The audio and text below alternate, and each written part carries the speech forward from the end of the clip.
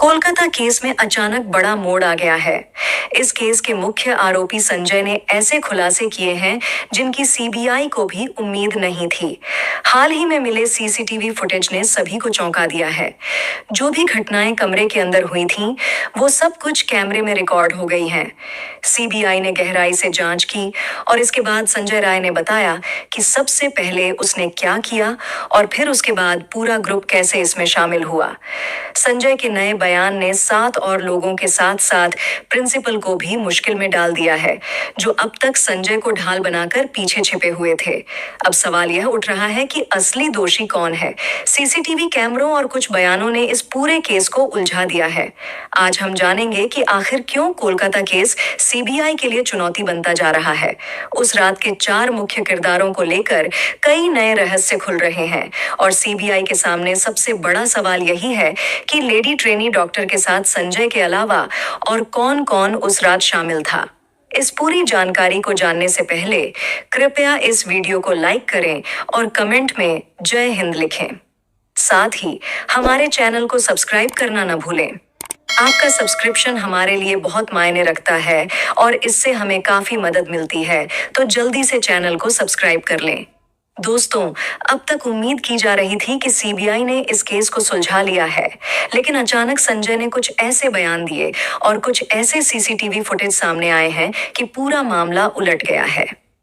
8 अगस्त की रात को एक ट्रेनी महिला डॉक्टर अस्पताल के सेमिनार हॉल में सो रही थी। सुबह 4:30 के करीब संजय रॉय को सेमिनार हॉल में प्रवेश करते हुए देखा गया। वह अपनी बाइक पर बहुत तेज रफ्तार में अस्पताल पहुंचा था। फिर उसे 4:32 पर सेमिनार हॉल से बाहर आते हुए देखा गया और अगले 5 मिनट में वह अस्पताल परिसर से बाहर चला गया। आरोप है कि संजय ने इसी 19 मिनट के दौरान इस घटना को अंजाम दिया और सेमिनार हॉल से निकल गया। 9 अगस्त की सुबह 4 बजे के बाद यह घटना घटी। 9 अगस्त को ही यह मामला पुलिस के सामने आया, जब 31 साल की ट्रेनी महिला डॉक्टर का शव आर.जी. डॉटकर मेडिकल कॉलेज अस्पताल की 3री मंजिल पर स्थित सेमिनार हॉल में मिला। उनके शरीर पर कपड़े नहीं थे, खून बह रहा था और कई जगह चोटों के निशान थे। महिला डॉक्टर 26 घंटे की शिफ्ट के बाद आराम करने के लिए वहां गई थीं। शव परीक्षण में उनके शरीर पर 16 बाहरी और 9 आंतरिक चोटें पाई गईं। इस बात की जांच की जा रही है कि उनके शरीर पर यह सभी प्रहार किसने किए थे। सीसीटीवी फुटेज में दिखा कि संजय रॉय 8 अगस्त को अस्पताल के चेस्ट डिपार्ट में पीड़ित डॉक्टर और अन्य लोगों को घूरते हुए देखा गया था। उस समय उसकी नीयत काफी बिगड़ी हुई थी, लेकिन अब जान लीजिए, सबसे चौंकाने वाली बात संजय रॉय, जिसे 31 साल की ट्रेनी डॉक्टर के कांड और हत्या के आरोप में जेल में रखा गया है। उसने जेल के सुरक्षा कर्मियों से कहा कि उसे इस मामले के बारे में कुछ भी नहीं पता। शुक्रवार को उसने सियालदाह में न्यायिक मजिस्ट्रेट की अदालत में भी यही बात दोहराई।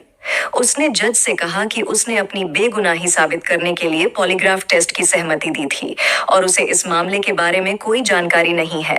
लेकिन हैरान करने वाली बात यह है कि कोलकाता पुलिस के अनुसार संजय रॉय ने पहले कबूल किया था कि उसने आर.जी. कर मेडिकल कॉलेज और अस्पताल के सेमिनार हॉल में उस ट्रेनी डॉक्टर के साथ कांड और हत्या की थी। माना जा रहा है कि ममता दीदी के कोलकाता पुलिस ने संजय से सच उगलवाने के लिए अप्लाई किए थे, जिसके बाद उसने अपना जुर्म कबूल कर लिया था। लेकिन अब पॉलीग्राफ टेस्ट से पहले संजय ने अपने इस कबूलनामे से पलटते हुए दावा किया है कि उसे फंसाया जा रहा है और वह निर्दोष है, यानी असली कातिल कोई और है, जिसमें कॉलेज के प्रिंसिपल का नाम बार-बार सामने आ रहा है। और इसी कारण बताया जा रहा है कि इस पूरे कांड में 7 लोग शामिल हैं। वहीं मामले की जांच कर रही सीबीआई और पुलिस ने संजय के बयानों में कई गड़बड़ियां पाई हैं। एक अधिकारी ने बताया कि संजय जांचकर्ताओं को भटकाने की कोशिश कर रहा है। वह अपने चेहरे, पीठ और जांघ पर लगी चोटों के बारे में और घटना के समय इमारत में सीसीटीवी फुटेज में दिखने के बारे में कोई स्पष्ट जवाब नहीं दे पाया है। इस समय संजय जेल में है और उसकी निगरानी के लिए सेल के बाहर सीसीटीवी कैमरे लगाए गए हैं, ताकि उस पर कोई हमला न हो और वह आत्महत्या की कोशिश भी न कर सके। पिछले हफ्ते हुई उसकी मानसिक जांच से पता चला कि वह एक विकृत व्यक्ति है और पोर्नोग्राफी का आदी है। इसे देखते हुए देश भर में पोर्नोग्राफी देखने वाले लोगों को सतर्क रहने की जरूरत है। सीबीआई के एक अधिकारी ने कहा कि संजय के अंदर जानवर जैसी प्रवृत्ति है और उसने अपने अपराध के लिए कोई पछतावा नहीं दिखाया है। यानी एक व्यक्ति को इस तरह की आदतें कैसे जानवर बना सकती हैं, इसका उदाहरण संजय है। हाल ही में संजय ने एक बयान देकर सीबीआई अधिकारियों को चौंका दिया है। अब संजय बार बार कह रहा है कि उसने महिला को नहीं मारा। अब सवाल उठ रहा है कि क्या उसने सिर्फ अपना काम किया और चला गया, या फिर उसने कुछ और भी किया। अगर उसने कुछ गलत किया और चला गया, तो फिर महिला की हत्या किसने की? क्या इसका उन 7 लोगों और प्रिंसिपल से कोई संबंध है?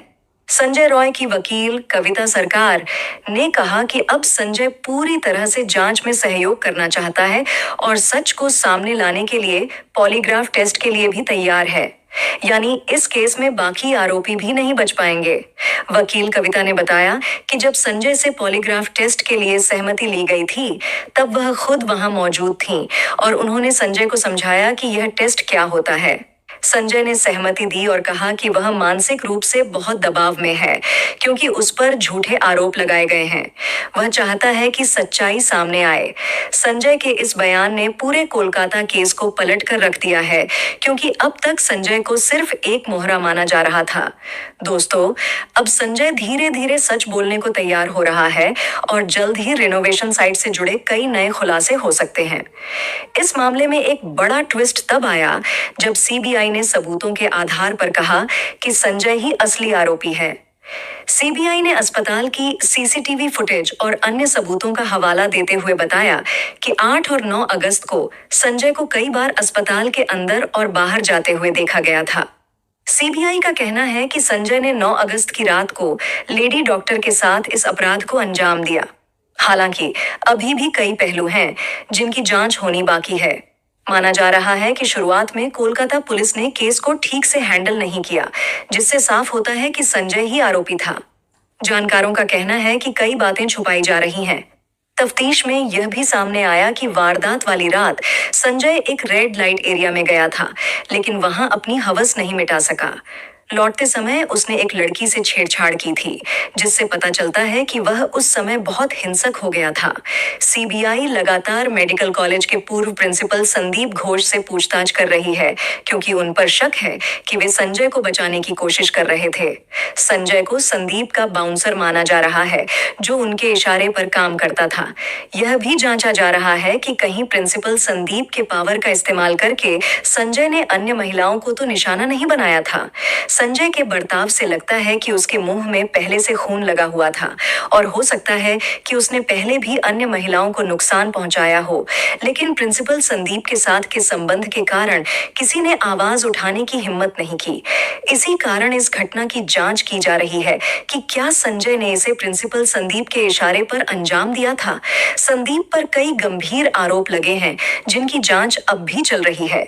सीबीआई ने जूनियर डॉक्टर के 4 सहकर्मियों का लाई डिटेक्टर टेस्ट कराया क्योंकि उनके बयान आपस में मेल नहीं खा रहे थे। अब संजय का पॉलीग्राफ टेस्ट भी हो रहा है और इसके सभी सवाल जल्द ही आपके सामने होंगे। पीड़ित महिला डॉक्टर के साथ रहने वाले अन्य 4 डॉक्टरों को लेकर भी सीबीआई ने खुलासे किए हैं। एनडीटीवी की रिपोर्ट के अनुसार सीबीआई के सूत्रों ने कहा है कि इन 4 डॉक्टरों का अपराध में शामिल होना नहीं लगता, लेकिन जांच की जा रही है कि क्या उन्होंने सबूतों से छेड़छाड़ की या किसी अन्य तरह से शामिल थे। इनमें से 2 डॉक्टर पहले साल के पीजी ट्रेनी हैं, एक हाउस सर्जन है और एक इंटर्न भी शामिल है। कोलकाता पुलिस के अनुसार इनमें से एक डॉक्टर ने 9 अगस्त को सुबह 9:30 पर सेमिनार हॉल में पीड़िता का शव देखा और अधिकारियों को सूचित किया।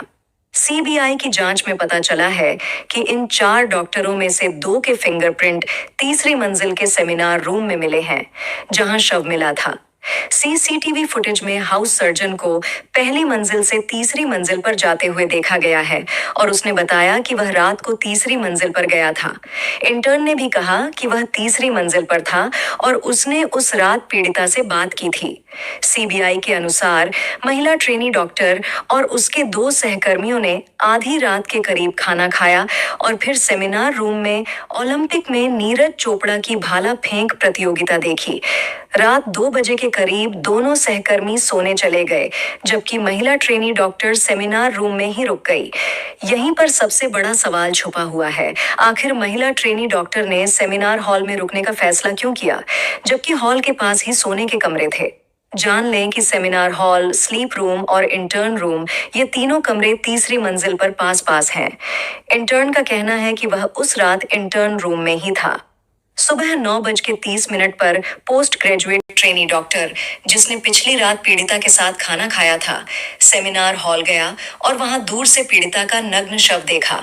उसने तुरंत अपने सहकर्मियों और सीनियर डॉक्टरों को इस घटना की जानकारी दी। आज के वीडियो में बस इतना ही। कल फिर मिलेंगे एक नई अपडेट के साथ। अगर आपने चैनल को सब्सक्राइब नहीं किया है तो कृपया सब्सक्राइब कर लें। जय हिंद, जय भारत।